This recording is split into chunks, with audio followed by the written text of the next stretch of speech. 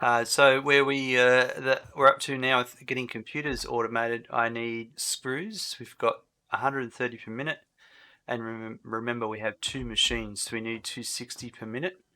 Now, one thing to take in mind is that previously we had, well, the screws are currently made from iron rods. So if we go in here, this building has been where most of the screw production has occurred to different production lines. We have in here, actually we have there were 6 screw machines over here, I believe. 6 constructors. Let's get on top of these so we can have a look.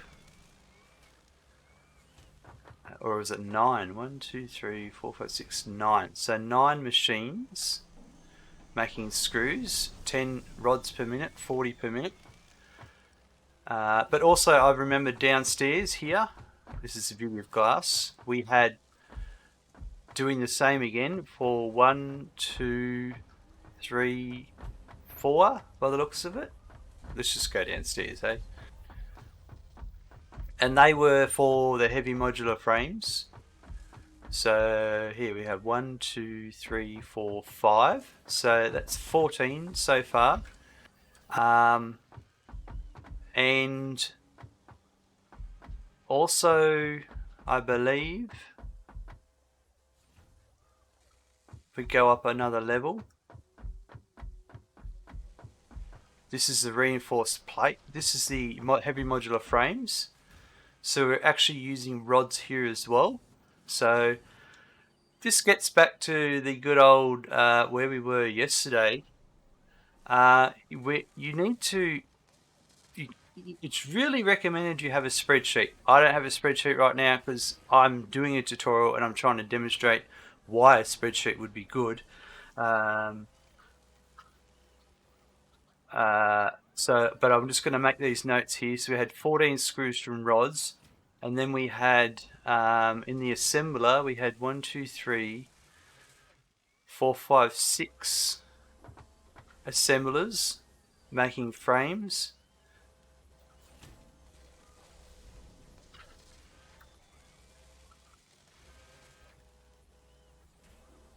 And these were 10 per minute.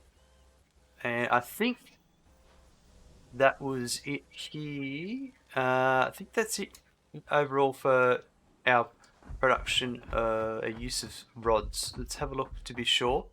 And the reason I'm going over all this is if you're about to set up production, you want to make sure you actually can feed that, because we are making rods in this building here. So if we go and have a look at how many rods we're making, that's probably the next smart thing to do. So I believe we have straight access, and right now we have these machines here making rods. So we have 19 machines making rods.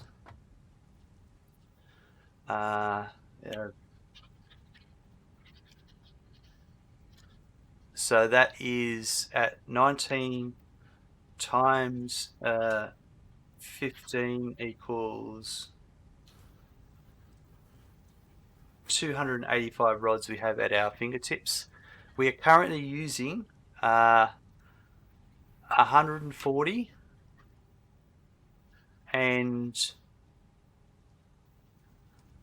6 times 12 equals 72.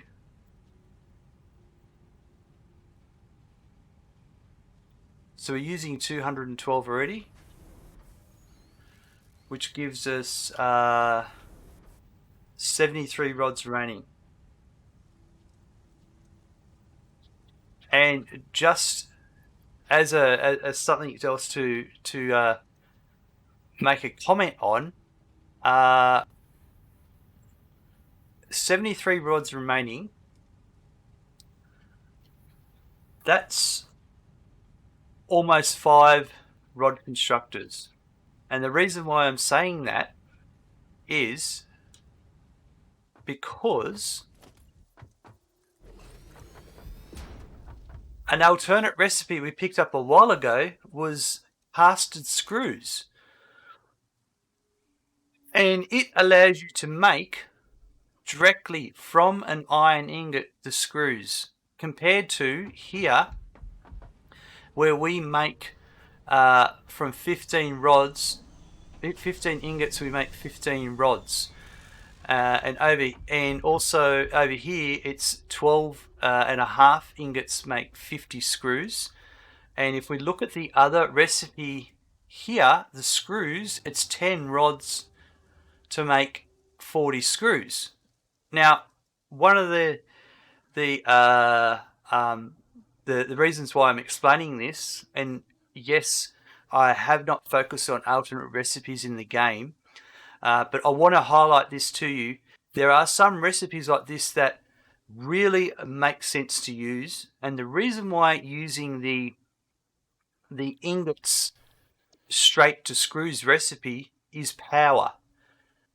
I don't need to have a set of machines making iron ingots, making rods, and then another set of machines making screws from the rods, because that's double the amount of power basically.